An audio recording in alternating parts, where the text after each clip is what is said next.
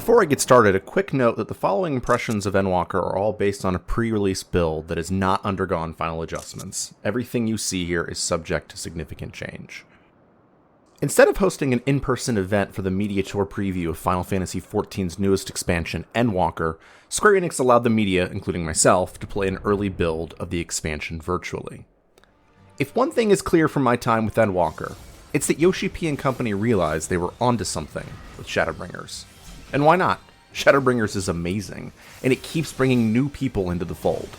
In a pre-recorded introduction, Yoshi-P explained that the subscriber base has increased by 50% since Shadowbringers' launch, moving from 16 million to roughly 24 million leading up to Endwalker's release. The developers have even had to implement new rules for how long people can be idle before they're logged out, and push back the planned launch date of data center travel because of the influx of new players. There may be arguments as to whether Final Fantasy XIV is the most popular MMO available, but clearly, it's on an upswing. Yoshi-P wasn't lying when he previously said that Endwalker would iterate on the design philosophy of the previous expansion. The combat, dungeon design, and all explorable areas such as combat zones and towns feel a lot like those in Shadowbringers. This isn't to say Endwalker doesn't bring its own flair and substance to these, but as someone who started with Shadowbringers, I felt right at home. The media tour began with the aforementioned pre-recorded introduction on Endwalker. Yoshi-P didn't cover much information we don't already know. Among the things he discussed were new housing, the new alliance and high-end raids, along with lifting the level cap on fast travel charges to tackle in-game inflation. He reassured us once again that the new damage squish, wherein character and enemy HP values will be lowered, along with decreasing damage dealt, is a necessary part of the game's development, and that we won't feel it in combat. He also reminded us that adjustments to crafting and gathering would happen, but we wouldn't get to try them out. Yoshida did point out that the trust system would continue into Endwalker, and noted there would be some updates to the system, but he wasn't clear about what those changes will be. The most important new information Yoshi-P dropped was some upcoming tweaks to the leveling system. He wasn't 100% clear on the particulars of these adjustments, but seemed to indicate that these would make it easier to level an alternate job after your first. Although he wasn't too specific, I, for one, am excited about anything that makes it easier to experiment with other jobs. After the address, we got a chance to go hands-on with Endwalker. We were allowed to explore 3 previously announced zones: the new hub town, Old Charlan, and the areas Thavnair and Garlemald. Additionally, each zone was full of fates and hunt marks. We also had access to every combat job leveled up to 90, allowing us to see their full kit. Finally, we could run the new level 81 dungeon, the Tower of Zot. Yes, as a Final Fantasy IV devotee, I squealed. Right off the bat, I noticed that my UI looked basically the same. To be consistent, there aren't any wholesale adjustments like eliminating TP or adjusting all MP values in Endwalker. Aside from the moment I opened up my character screen and noticed that belts were gone, there wasn't much of a difference. That isn't to say that other quality of life improvements aren't there. One thing of particular note is traveling around hubs is now much easier. Previously, when you went to an aetheryte crystal in town, the given list of Ethernet warps lacked their actual visual location. Early in the game, even in relatively straightforward places like Gridania, this was incredibly frustrating. Now, when you access the Ethernet, the game pulls up a map of the town, showing you where every location is. As a person who still has a hard time making my way around a Realm Reborn's towns, let me tell you, this is a wonderful and welcome change. That's not the only reason navigating Old Charlan is going to be easier. Frankly, it is the most simply laid out hub city thus far in the game. Everything feels compact and easy to access, but not as busy as Kugane.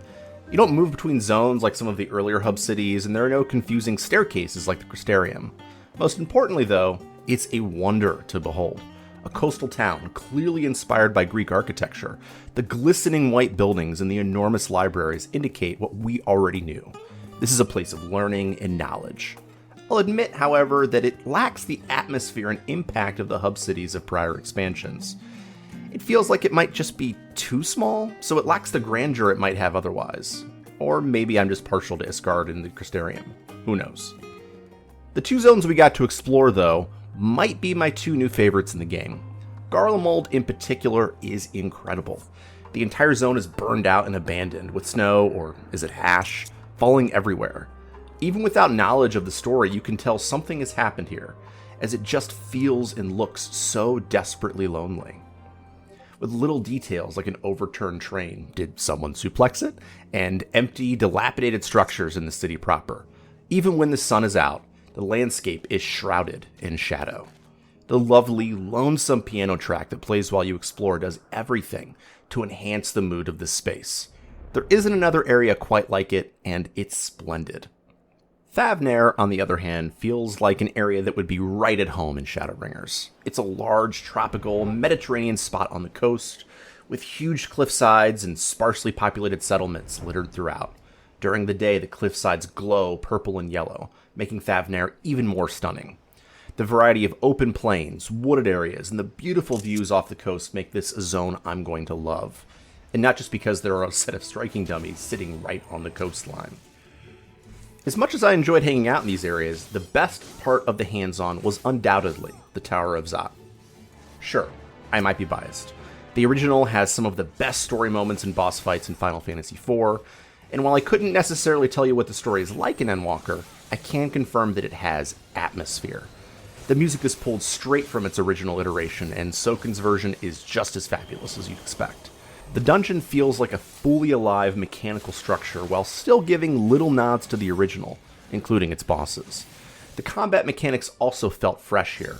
Sure, you're still pulling mobs between each boss with the same general structure of a Final Fantasy XIV dungeon, but the bosses each required mechanics that I've not seen before.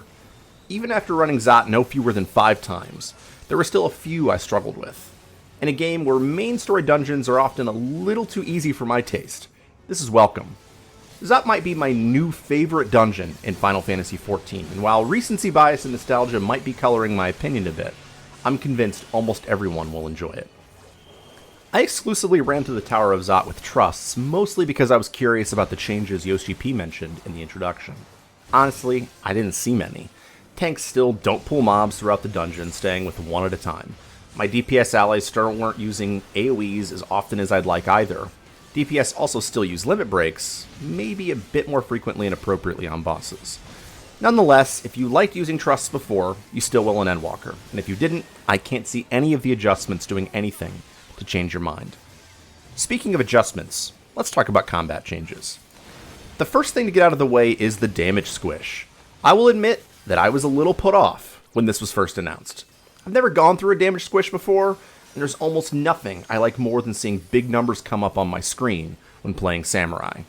Yet everything felt the same. Yes, my hit power was a quarter of what it was in the endgame of Shadowbringers, but I spent so much time paying attention to the fight that I didn't even notice during battle. Bosses still went down in about the time I'd expect, and so did mobs. Overall, it didn't make any difference in how combat felt, and if this is what Yoshi-P says he needs to do to make the game go on for another 10 years, then it's a small sacrifice.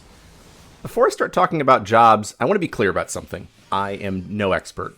I only have a Dragoon, Dark Knight, and Samurai leveled to 80, and I'm in the midst of leveling a healer. If you want a more detailed look at all the adjustments, I recommend you go take a look at Mr. Happy or Ms. Tech's YouTube channels. I'll just be providing a general overview and a small look at the new jobs.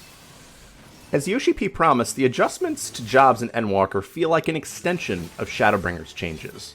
There seems to be a focus on not adding a lot of new buttons and instead simplifying abilities and finding new ways to bring complexity to jobs. For example, with Dragoon, there is only one new combat ability, but there are other notable changes. First of all, one buff and one jump have an additional charge, giving you more flexibility with how you use those particular abilities. Additionally, if you correctly hit your positional at the end of a combo, you get a charge for a brand new ability. With 2 charges, you can use it.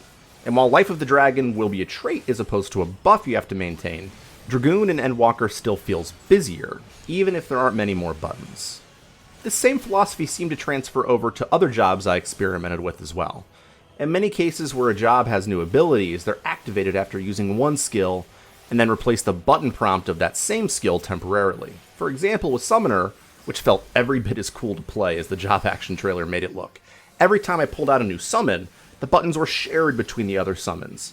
I know some have requested that 1, 2, 3 combos all be on the same button, and that doesn't seem to be what they're doing in Endwalker. But at least for this controller player, I think they've done enough to maintain that playing with one is viable. Perhaps appropriately, the 2 combat jobs which feel the most distinct from anything the developers have done thus far are the new ones, Reaper and Sage. They both introduce different ways of thinking about a DPS and a healer, and I think they're going to be very popular in Endwalker. I can't think of a job that plays to my personal tastes more than Reaper. Not only does it look incredibly cool, but there are a ton of gauges to engage with. There is a base 1-2-3 combo, but if you're playing right, it seems like you shouldn't be using it much, as completing that combo unlocks more abilities. If you hit those correctly, it adds yet another gauge, allowing you to summon a Void Scent helper that then unlocks even more moves, putting you in a burst phase. You're constantly flipping between 3 different sets of abilities, and getting the hang of it generally wasn't too hard, but optimization almost certainly will be. It feels like a blend of Samurai, Black Mage, and Dark Knight, pulling small elements from each of them together to create something wholly unique in the game, and I am here for it. While I was fairly certain going in that I'd like Reaper, I was pleasantly surprised by Sage. I'll admit I have limited knowledge of healing, and I really like doing damage. Luckily, Sage helped me do both of these things. The core mechanic of Sage is that you actually heal someone else in your party by doing damage to the enemy. You select another party member to heal, and every time you hit enemies with your base damage spell, they recover some hit power, similar to Dancer's buffs. Your other skills include a couple of shields and a lot of OGCD spells for more healing. Even as an inexperienced healer, this worked for me. I managed to run through the Tower of Zot without understanding what most of my skills did, but as long as I kept hitting the boss, my tank stayed up. It felt fun and natural, and I think that it will be the perfect job for people who are afraid of healing like me. But it also has the depth for experienced healers to keep them engaged. The truth is, this preview barely scratches the surface of everything I saw in my 7 hours with Endwalker. I've hardly even touched on how amazing Soken's music still is. You all knew that already. I didn't get a chance to talk about the cool hunts our group took down. But know this, if you loved Shadowbringers, I am confident you're going to enjoy Endwalker. And if you haven't tried Final Fantasy XIV yet, you can play through the entirety of A Realm Reborn and the award-winning Heavensward expansion up to level 60 for free, with no restrictions on playtime. You should. So, what are you most excited to check out in Endwalker? Let us know in the comments below. You can also follow RPGFan on Facebook, Instagram, or Twitter. Like and subscribe to see more from us, and check out rpgfan.com for news, reviews, features, and more.